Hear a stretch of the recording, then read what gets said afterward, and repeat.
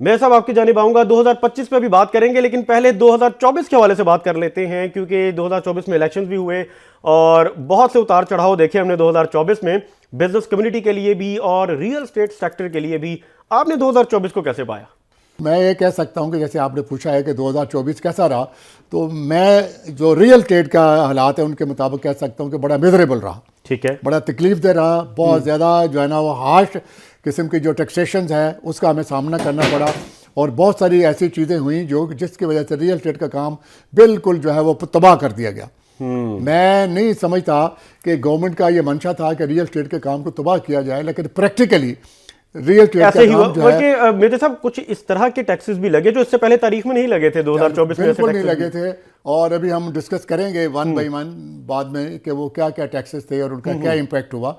लेकिन वो इस तरीके से गवर्नमेंट ने सारा काम किया तो लग रहा था कि वो इस कारोबार का गला दबाना चाह रहे हैं। और शायद जो फाइनेंस मिनिस्टर थे और बाकी जो लोग थे उन्होंने ये कह भी दिया कि रियल एस्टेट को हम किसी सूरत में खुली छुट्टी नहीं देंगे, कि इसमें जो पैसा आता है वो डंप हो जाता है, आम आदमी के काम नहीं आता, हमारी जो इकॉनमी है उसके काम नहीं आता, जीडीपी के काम नहीं आता।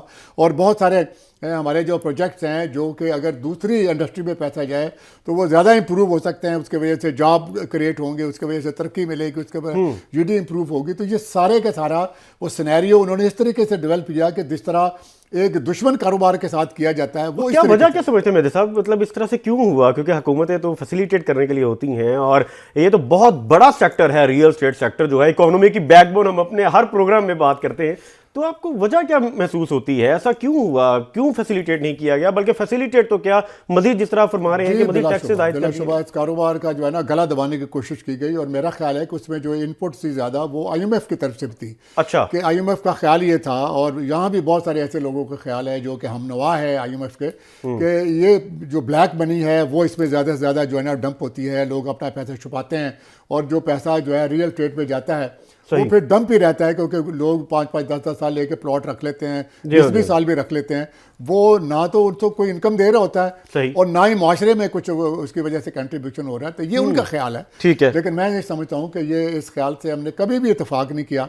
हम जो रियल एस्टेट का काम करते हैं और वो लोग जो रियल एस्टेट के इन्वेस्टर्स हैं, क्योंकि हमारे पास बहुत सारे जो वेन्यूज अवेलेबल हैं इन्वेस्टमेंट करने के लिए, वो एक तो इंडस्ट्री हम लगाएं, नंबर 2 है कि स्टॉक एक्सचेंज का काम करें, कम्युनिटी का काम करें, या फिर हम रियल एस्टेट का काम करें। ना तो हर बंदा इंडस्ट्री लगा सकता है, ना हर बंदा कम्युनिटी का काम कर सकता है, ना ही हर बंदा स्टॉक एक्सचेंज का काम कर सकता है।